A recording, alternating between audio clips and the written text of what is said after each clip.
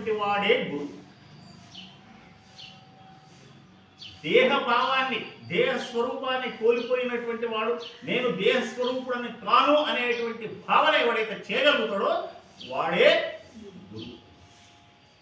వాడు ఆ దేహ స్వరూపుడు కాబట్టి కాను అనేటువంటి భావన కలిగిండు కాబట్టి అతన్ని మనం సరిపెట్టాం. ఆ దేహస్వరూపుడను నేను కాదు అనే భావన కలిగినప్పుడు అతడు ఏమంటున్నాడు? ఈ సర్వచరాచర జగత్తును తానే అవుతాడు. ఈ సర్వచరాచర జగత్తు తానే అయినప్పుడు తనకు ఈ ఆకారం ఎక్కడ ఉంది? ఈ దేహం ఆకారం తనకు ఎక్కడ ఉంటుంది? లేదు. అంటే ఈ సర్వచరాచర జగత్తు అయినప్పుడు ఆ గురువే ఏమవుతాడు? లింగస్వరూపం అవుతాడు. అంటే నిరాకారుడై, అంటే ఈ దేహ భ్రాంతిని కోల్పోయి అతడు ఏమవుతాడు? లింగస్వరూపుడై.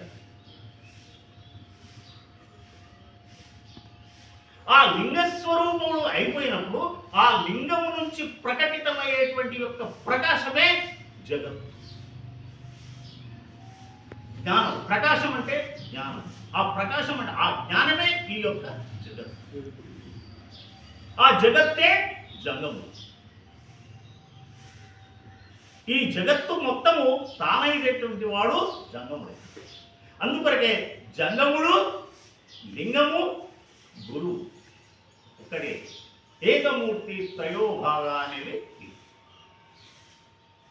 మూడు భాగాలుగా, అంటే మూడు భాగాలుగా ఈ విధంగా. దీన్నే మనము ఇష్టలింగ, ప్రాణలింగ, భావలింగ అని పూజిస్తాం. ఇష్టలింగం అంటే ఏంటి? నీకు ఇష్టమైంది. ఈ జగత్తు లోపల నీకు ఇష్టమైనటువంటిది ఏంటి? సర్వచరాచర జగత్తు లోపల కింద 7 పైన 7 లోకాలు ఉన్నాయి కదా, ఇది అంతా కూడా మొత్తం లోపల ఈ జగత్తు లోపల నీకు ఇష్టమైనటువంటిది ఏదయ్యా? నీ దేహమే. నీ దేహమే తప్ప ఇంకే వేరేది ఏమీ లేదు. కాబట్టి నీ దేహమే నీకు ఇష్టలింగము. అంటే ఈ సర్వచరాచర జగత్తు లోపల ఉన్నటువంటి ప్రతి జీవి లింగధారి అయి ఉంటుంది. అంటే జగత్తు లోపల లింగము లేనటువంటి ప్రాణి అంటూ అసలు లేనే లేవు. మొత్తం సర్వ జగత్తు కూడా లింగధారి అయి స్వరూపమే అని. అంటే నీవు దేహం కూడా లింగధారి రూపమే. ఇష్టలింగం, ప్రాణలింగం. ప్రాణలింగం దేహం ఉన్నంత మాత్రమే సరిపోతుందా? చైతన్యము కావాలి. ఆ చైతన్య స్వరూపమే ప్రాణం.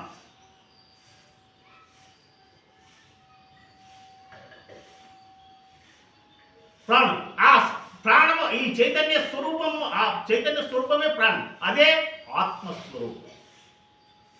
దానికి చావు, పుట్టుకలు, అగ్నితో జ్వాలన కానీ, నీటిలో మునిగిపోవడం కానీ ఎలాంటిది ఉండదు. అది సర్వవ్యాప్తమై ఉన్నది జగత్తునందులో.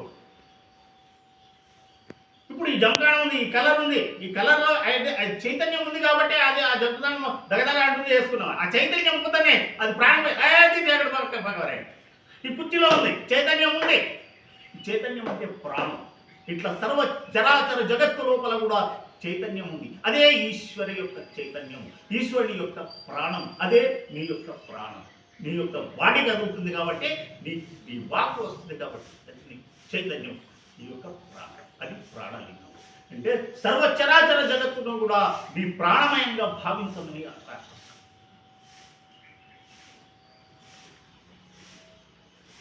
ఇష్టలింగ, ప్రాణలింగ, అది ప్రాణం. అంటే ఇష్టలింగ స్వరూపమైనటువంటి సర్వచరాచరం లోపల, జగత్తు లోపల ఉన్నటువంటి సర్వ శరీరధారులను, సర్వ జీవులను కూడా నేను లింగ స్వరూపంగానే భావిస్తున్నాను అనేటువంటి భావన కలిగినటువంటిది వీరశైవ. ప్రతి వస్తువు లోపల ఉండేటువంటి చైతన్యాన్ని కూడా ప్రాణస్వరూపకంగా, చైతన్య స్వరూపంగా, ఈశ్వరమయంగా చూసేది ప్రాణలింగం. అదే వీరశైవ ధర్మం.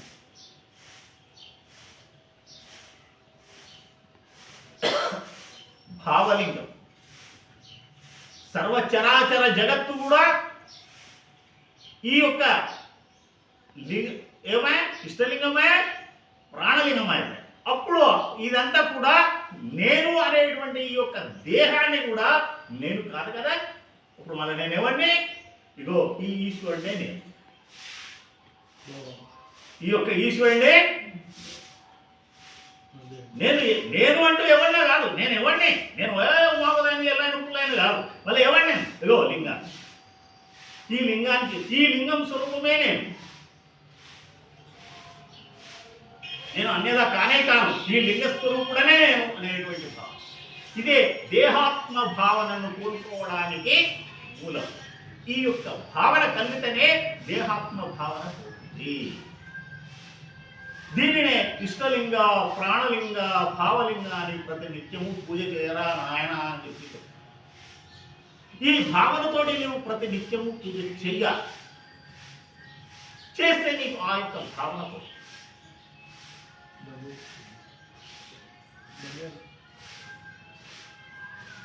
వీరశైవ ధర్మం లోపల ఇంకో గొప్ప విశిష్టత ఏమిటి?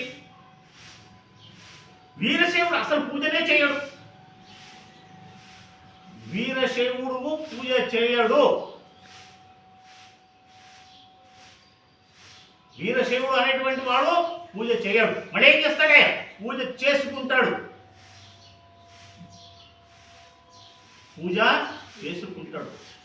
తను తాను తెలుసుకొని, తాను దైవాంశ సంభూతుడని తెలుసుకొని భగవంతుడు నా లోపల ఉన్నాడని భావించి తాను లింగమై పూజ చేసుకుంటాడు. ఈ లింగానికి నేను పూజ చేస్తున్నాను కాదు, నేనే లింగం అనే భావనతోటి పూజ చేస్తున్నాను. భావలింగము నేను దేహ స్వరూపాన్ని కాదు, లింగ స్వరూపాన్ని నేను భావనతోటి ఇక్కడ పూజ చేస్తున్నాను.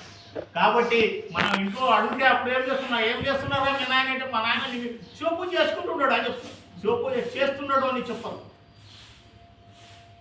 మీ అమ్మాయి ఏం చేస్తున్నాడు? శివపూజ చేసుకుంటుంది, చేస్తున్నాడు అని చెప్పరు. చేస్తున్నాడు అంటే అక్కడ భావం వేరే. భగవంతుడు వేరే అవుతాడు, తాను వేరే అవుతాడు. వీరశైవ ధర్మం లోపల ఇంత గొప్పది. అంటే సర్వచరాచర జగత్తును నీవు నిరామయంగా ఆ విధంగా నీవు ఎవడో